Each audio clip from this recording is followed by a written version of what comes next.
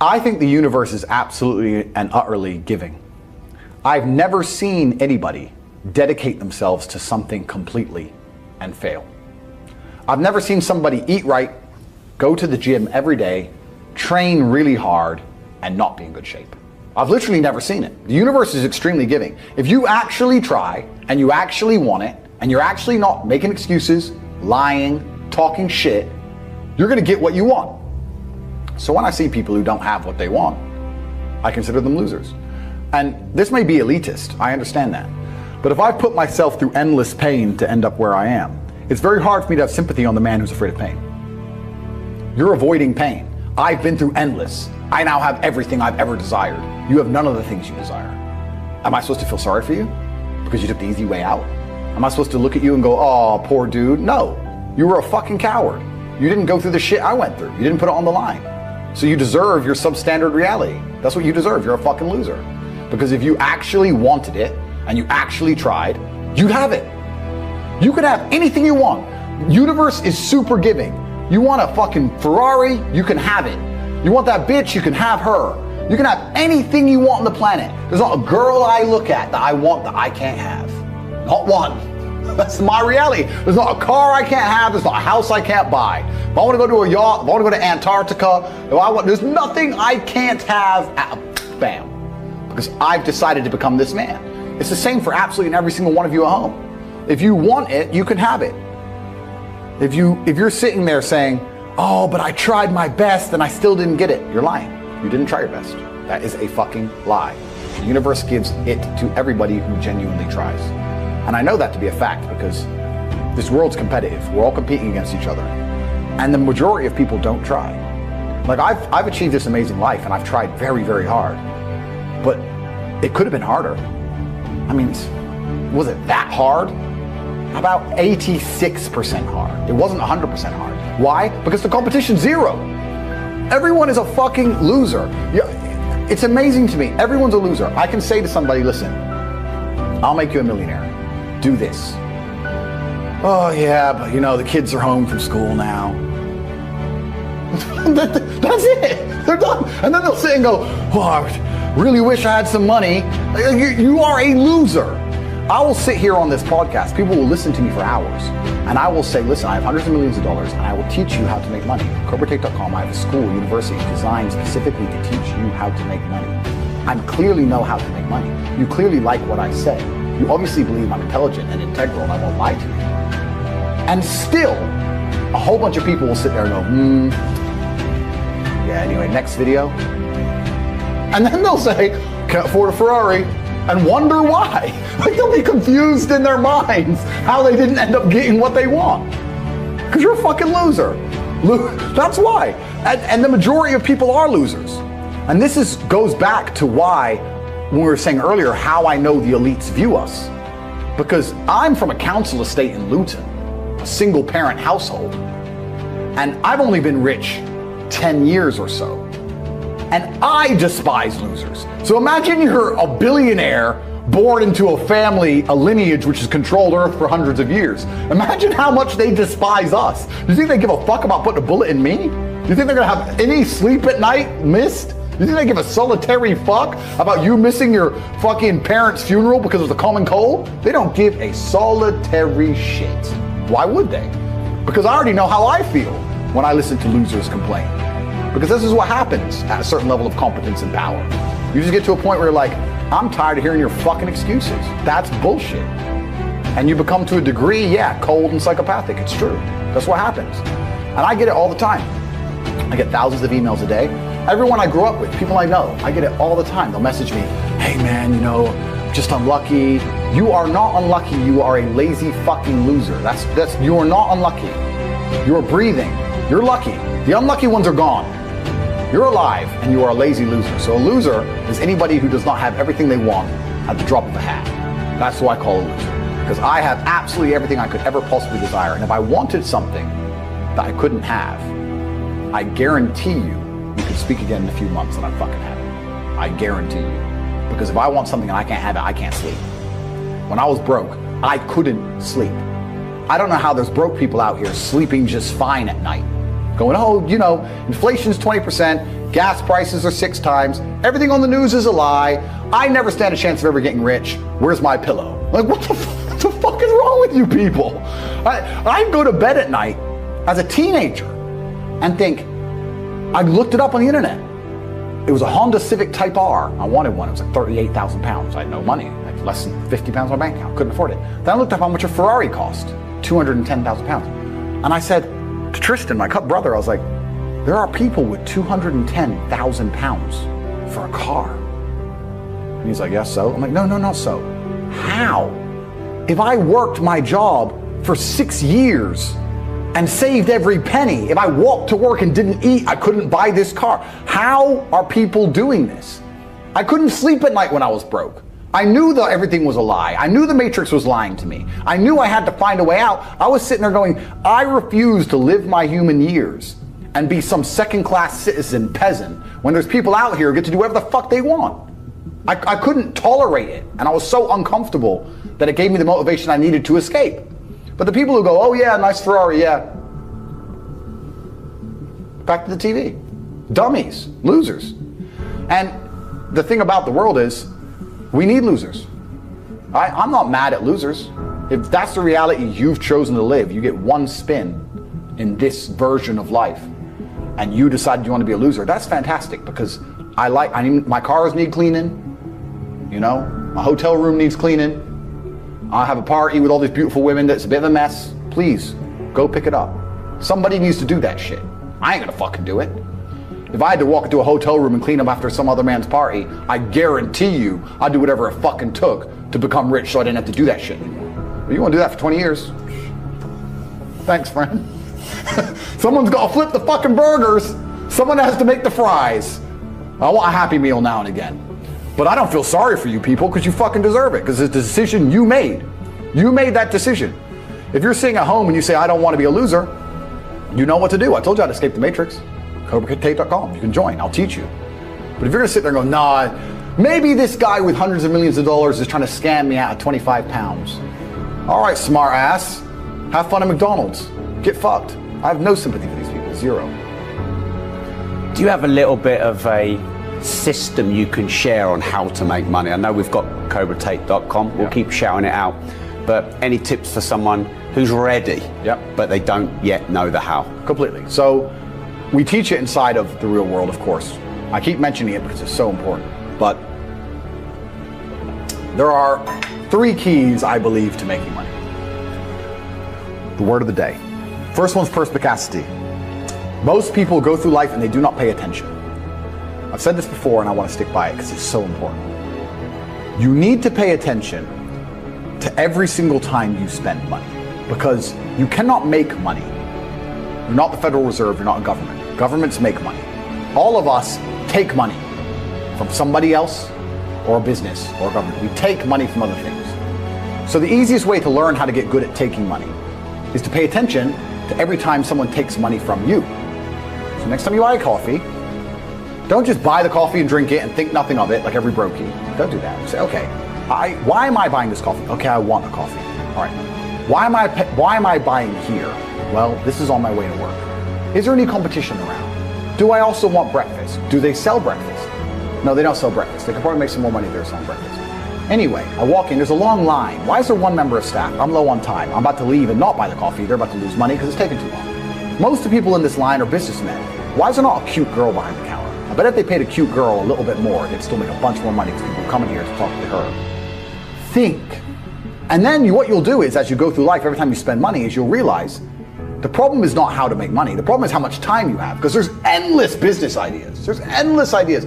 I walk into a coffee shop, and by the time I've walked out, I already know exactly how to open up next door and outcompete them head to toe. I already have worked out how much is the rent, where are they fucking up, what are they not selling that they should be selling, what are they doing good, what are they doing bad, this chair is too hard, I'll wreck them. And I'll send it, and now my network is so powerful, which is the second point, network, I can send a few messages on WhatsApp and make a bank transfer. And 2 months later, there's a brand new coffee shop next door with my name on it, put them out of business. So the first thing is you have to pay attention. Because if you pay attention, you'll start to learn that money is everywhere. Every building is owned. These are skyscrapers. Billions. Every apartment nowadays is $1 million. Million. You drive down a street in London, you're driving past trillions of dollars. There's money everywhere. It's all around us. When I was broke, I thought that the world was broke. I thought that there was no money. And then I got rich and realized that I was completely and utterly wrong. There's so much money. It's everywhere. If I go to try and buy a plane or a jet, they're always sold out. My yacht is a fucking 6-year waiting list. I want a Bugatti, they launch it, the email comes to my email address, 2 minutes later, gone. Like, there's so much money. If I want a diamond watch, or a $1 million watch, or $1 million watch, you can't get this stuff. There is so much money out there. Once you get to a certain echelon, you realize there's money fucking everywhere. So there's plenty of money in the world. People with no money are just not very good at taking it. So you need to start paying attention. It's the first thing. Second thing is network. It's hard to make money if you don't know anybody who has money. If you sit in a room full of ice cream experts and all they talk about is ice cream, how to make ice cream, the different flavors, how to store it, how to move it, how to sell it, even by accident, if you hang around with these people long enough, when someone asks you a question about ice cream, guess what you're gonna know the answer. You're gonna say, you know what? That's because it's pistachio, and that needs to be 2 degrees higher than chocolate. And you're gonna look like a smart ass. So if you sit in a room full of people who are making a bunch of money, everyone understands this. Your network is your network. You're the sum of the 5 people you spend the most time with. Everybody understands this. And then they still hang around with fucking losers. Because they're dummies. You're right, I am the sum of the 5 people I spend the most time with. Anyway, this is my friend Nick. He's so funny when we go drinking because he gets really drunk. Losers. I don't talk to anybody who is not winning. Everybody whose phone, every phone call I will answer, if I answer a phone call, it is from a winner. I don't talk to losers. Everyone I talk to is rich. Everyone I talk to is making money. Everybody. If my entire reality is full of multimillionaires making money, how am I not going to make money? And this is why network is so important, is because it's the same reason that wolves hunt in packs. If you're a lone animal, you have one set of eyes. But if you're a pack, you're watching every single angle, every single side. Perhaps I might miss something. I'm as perspicacious as possible. But one of my friends identifies that the war in Ukraine is going to change and the Russian ruble is going to pump. You can make a bunch of money on a forex trade, for example. I may not have noticed, but he'll notice. Now I've made a bunch of $1 million for getting a text message, right? Because I have friends who are paying attention. All of us are paying attention. So your network is super important. That's another thing. We'll go into this because I have something called the War Room, which is also on corporatetape.com. I'll let people read for themselves. But that's my private network. And we specifically talk about money and a few other things. But that's is that like more like a mastermind? It's the real world's how to make money, and the War Room's what to do with money, if that makes sense. Yeah. It's all on corporatetape.com. I don't want to get off track, but it's there. But second is network. And third, it's to identify the reason why you don't have as much money as you want so far. And there's one of 3 reasons. You are either lazy, stupid, or arrogant. Those are the only 3 reasons anyone is poor. And you have to identify and choose which one it is. The majority of people are not the one they think they are. The majority of people are the one I'm about to say at the end. So let's start with lazy. There are a lot of lazy people. The unfortunate reality about money is that you are competing. So it's player versus player. It's like anything in the world. If you want that beautiful girl, so does everyone else. You have to win the competition. You want that car, you have to get it first. You want that money, everyone wants that money. You have to compete. It's competitive. Business is competitive. You are competing against people like me. You're competing against people like the people in my network. You're competing about people who only talk about money, who understand money very well, who operate in jurisdictions all around the planet, who are extremely well connected, who know things before you know them, who have mass influence and mass power and mass resource. You're competing against me. This is what you must understand. You're not waking up going, I want to make some money. You're competing against people like me. You're competing against billionaires. You're competing against hedge funds. How do these hedge funds keep growing? Where are they getting that money from? From the brokies. They're robbing you. They're robbing all the poor people from the pension fund, dummy. That's where they get it from. This is who you're competing against. So the competition is absolutely and utterly fierce. Understanding that you're a man with a small pistol up against a mighty army. If you want to add a little bit of laziness on top, you're fucked. So when I say people are lazy, they go, I'm not lazy, I work hard every day. You work 8 hours a day? You work 8? The fuck? If I'm awake, I'm working. I'll be driving my Bugatti Chiron through Dubai, working. I'm texting at the same fucking time. I don't take a second off. I don't take a minute off. I don't relax, I don't rest, I don't stop, I don't chill, none, ever. I'm either asleep or at work. That's it. Second I wake up, I check my phone, I begin working. I go to the gym in between sets, I am working. I'm online working the entire fucking day until the second I go to sleep, I am at work. That is all I do.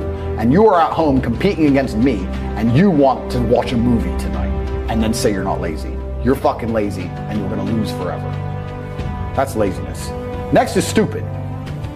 I don't think many people are actually too stupid to be rich. You can be below average IQ and still get very rich.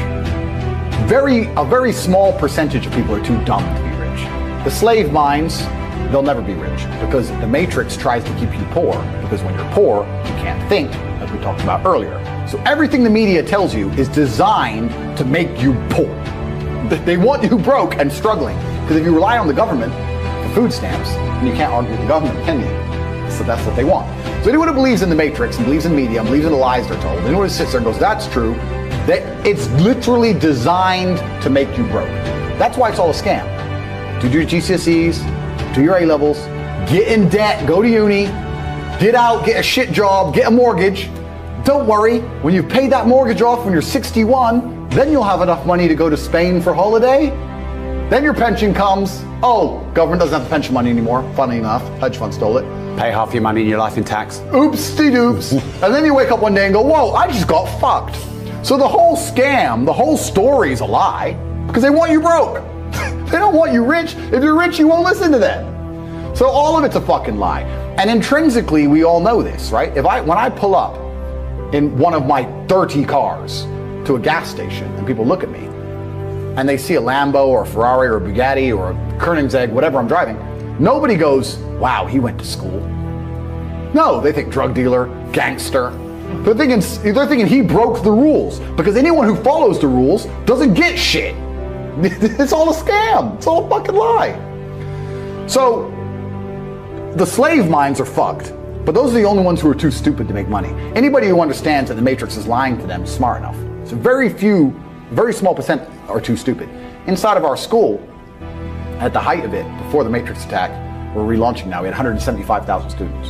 Wow. When we had 175,000 students, maybe 2,000 we kicked out for being too stupid. It's step by step. Do this, do that, do this, and don't be lazy. The fuck? It's not that hard, right?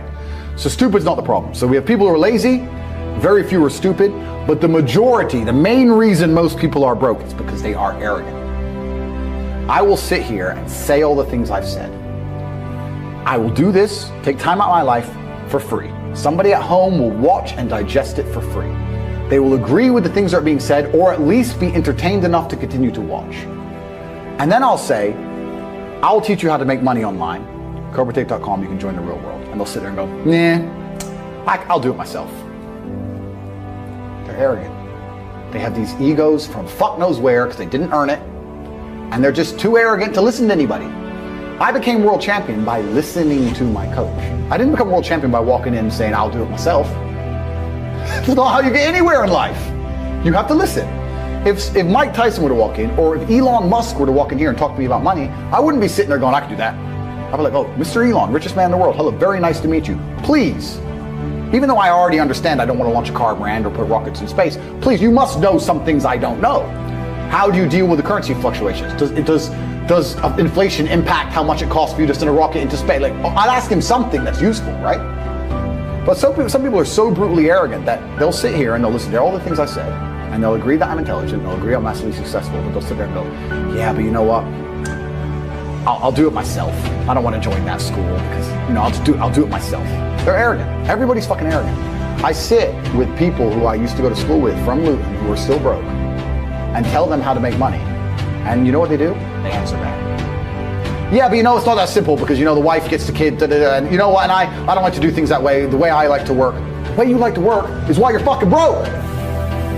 So what the fuck are you talking about? You just sat here and wasted 10 minutes of my time. I told you how to take your business of painting and decorating or whatever the fuck you're doing and make a serious amount of money, and now you're telling me the way you like to work? Then stay fucking broke. The fuck you want me to do? What level of arrogance? But this is people.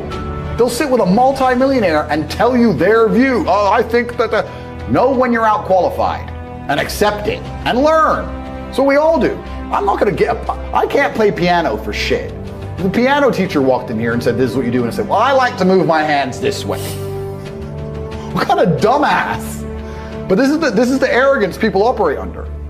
So I'd say 20% of people are lazy, 20 to 25%. A large portion of the world are not lazy. They're actually working exceptionally hard, but they're doing the wrong thing. 5% of people are too stupid. So say 25%, 5% is 30%. But 70% of people are brutally arrogant, and this is why they are poor.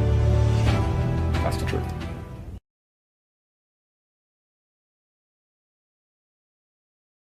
I've always been a believer in the struggles men have in their minds, and I've always spoke about it, and I've suffered with them myself. And this is one of the things when I say like depression isn't real, people say, oh, you don't understand. Let me counter that argument by saying, I understand very well. Me convincing myself and me deciding that depression isn't real is how I prevent myself from ever feeling depressed. And I've only constructed that mental model because I've been in situations in my life where I felt depressed. I'm not saying depression isn't real because I've never felt depressed. I'm saying depression isn't real because I've been very depressed. That people don't understand where my mindset comes from. I understand struggle and mental health and all these things. And yeah, jail was another chance to certainly touch on them, because in jail, in real life, when you have my kind of resource, you can distract yourself very easily.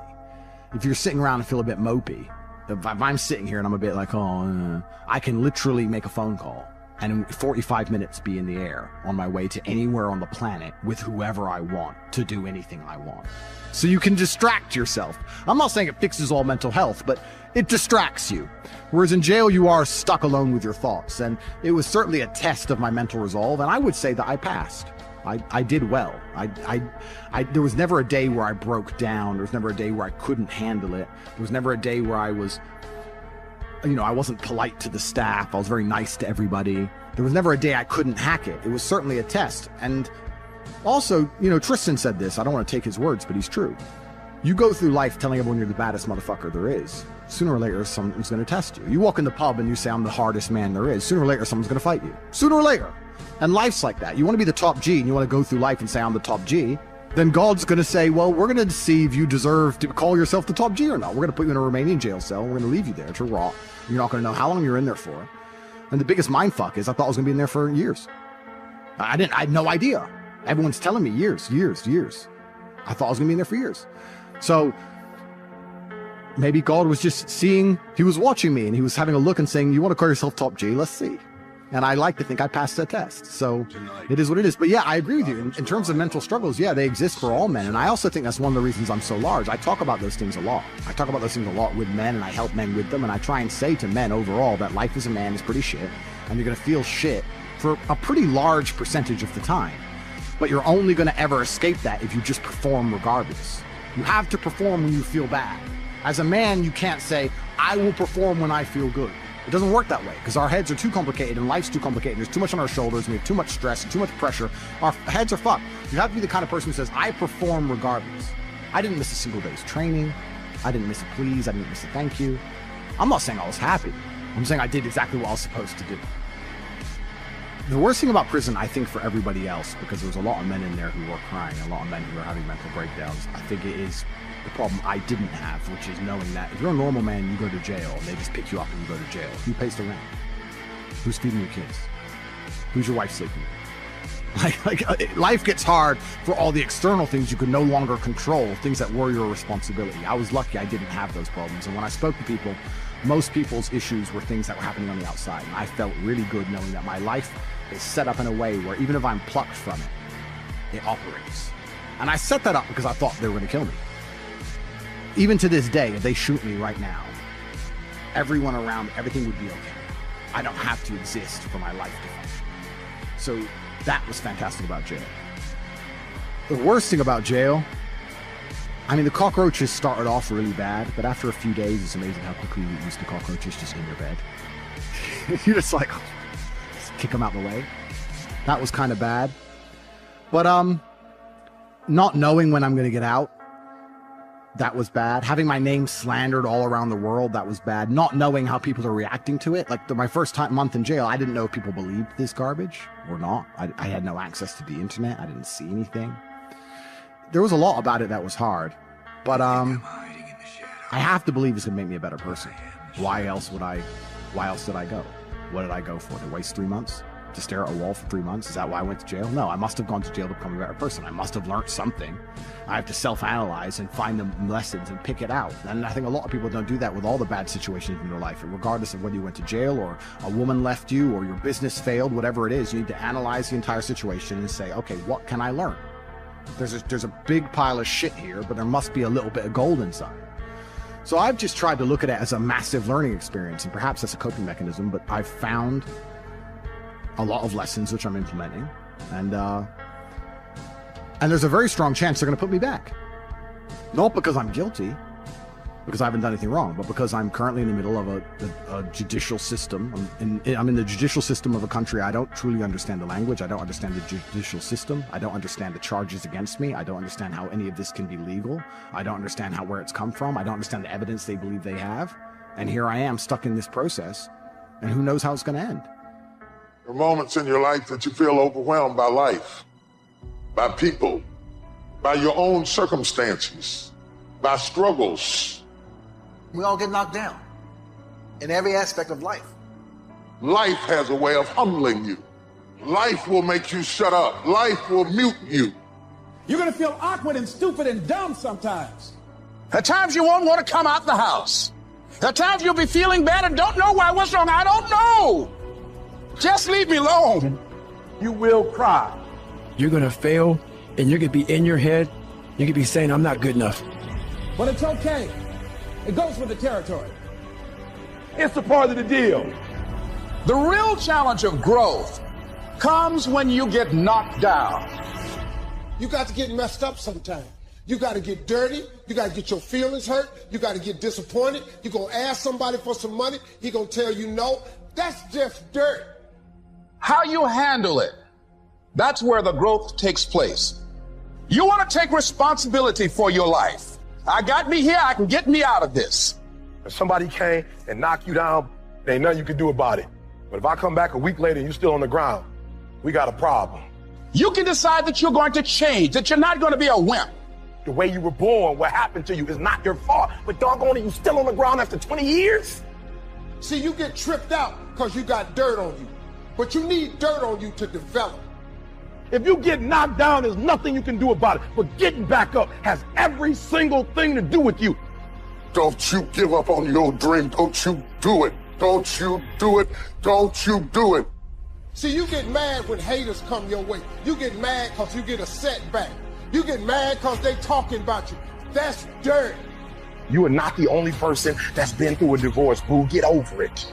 You're not the first one they let go of. You won't be the last one. The question is, what you gonna do about it? I'm not going to be a volunteer victim. You can decide that you're going to stand up to life. I just need you to identify what your pain is, and then I need you to ask yourself what you're going to do about it. And maybe you've been knocked down in your life, and it seems like, hey, the fight is over. It is not over unless you quit. You can permit it to let it hold you down, or you can decide, I'm not going to let that happen to me. You have a choice to either give up or get up. You got to get gritty, man. You got to develop some dog in you. You can decide, I'm going to work on myself and develop myself. I'm going to empower me. You have to learn to turn and look at every obstacle as an opportunity. I will not give up. Every time I get knocked down, I will get back up and I will succeed. I love myself enough not to be trapped in the same doggone spot for the rest of my life. No pain, no gain. Pain has a purpose. Your pain ain't permanent. It might last for a second. It might last for a minute. It might last for months. But sooner or later, if you do not surrender, if you do not give up, it will subside. Don't go through it. Grow through it. And as pain leaves your body, guess what's going to take its place? Success. You cannot build anything that won't bring a battle. And if you're going through a battle right now, it's only because you're building something. Stop running from your pain and embrace your pain. What will you do with your pain? Will you let it break you or will you let it redefine you? Your pain is going to be a part of your prize. I challenge you to push yourself. You want affirmation? Look yourself in the mirror and say, I think I can. I know I can. You've got to decide to be relentless. You've got to decide never to give up. Do whatever it takes. You your biggest driver.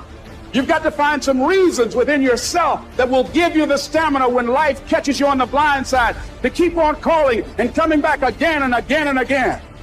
You see, the fight's not over if you've been knocked down. It's only over if you quit. Because life is a fight. It's a fight for integrity, your goals, your dreams, your ambitions. So every morning, I've got to wake up and I've got to fight. You gonna quit or you gonna make it to your silver? You gonna quit or you gonna make it to your goal? So you can stop waiting for it, you can stop wishing for it, and you can get on with the rest of your life. I got to fight for my dreams. I got to fight for character. I got to fight for integrity. When you get to the point where enough is enough, doors start opening, opportunities start happening. But what you cannot do is you cannot quit during the process. All I'm saying is don't quit. I didn't say don't rest. Mentally, you can stay connected. But to win fights, you gotta have stamina. You gotta be ready to fight and bounce back. You better not feel sorry for yourself. You better get up and fight. And some of you are not successful because every single time you run up against a trial, you stop. I need you to match whatever effort the enemy is putting up. Match the doggone efforts. I'm gonna think, I'm gonna execute, and I'm gonna win. And that's how you get to the next level. You cannot give up because it ain't what you see. You cannot give up. It's when you have nothing left. It's when you depleted all your money. When you have nothing left, that's when it's showtime. At the end of pain is your promise. So stop crying about it and use your energy to get through it. When you find a way out of no way, when you find breath that you don't have, when you want this thing as bad as you want to breathe, that's when you find a way. I cannot stop what happens to me, but I can dictate how I respond. I invested too much to quit. So when life happens, I don't just sit there and cry. I buck back. Because all of us, if you live long enough, will go through a period of feeling so overwhelmed. Sooner or later you feel, oh God, just get me out of this. I wish I could tell you it's gonna get easier. I wish I could tell you that, but that's not the truth. The truth is you gotta find something within. Life's gonna whip your butt. Life is gonna bully you. Stop crying, let it hit you, but don't let it punk you. And when you find out what your why is, when you find your why, you find a way to make it happen. And I'm telling you right now, don't give up, don't give in, get through it. I don't care if you're sick, I don't care what you're going through. If you're not dead, he ain't through with you yet. As long as there's breath in your nostrils, you still in the game. You're gonna be here one day, but you'll never get here if you give up. As long as there's breath in your nostrils, you still can win. And finally, guys, you gotta wanna succeed as bad as you wanna breathe. And you will promise me that from this day forward, you will not be defeated. Somebody holler, I'm not dead yet. Don't count me out. I may be sick, I may be crazy, I may be confused, but I'm not dead yet. Some people live in the cemetery of their failures. And I want to say to somebody who's fallen, or everybody hates you, and everybody walked away from you, don't live where they left you. Nudge somebody and tell them I will not die here.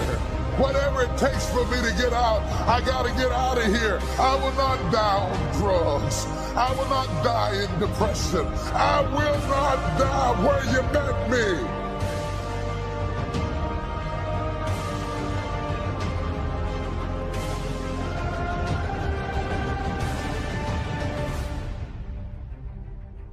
Number one motivating thing for me, and I'm just being honest, was I was sick and tired of being poor.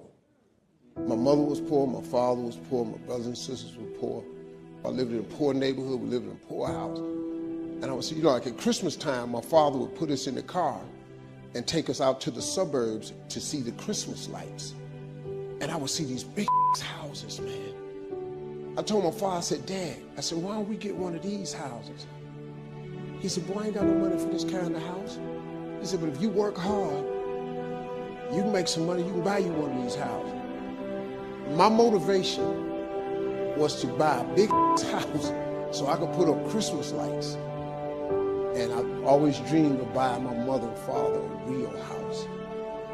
And before they died, I was able to do all of that. You have to find a dream that's so big that it overwhelms all of your fears and causes you to never give up. Always go to something bigger than yourself. I'm wondering if you've been defeated because you have been giving yourself wholly to something that was too small to hold you. Are you trying to take a bath in a bowl?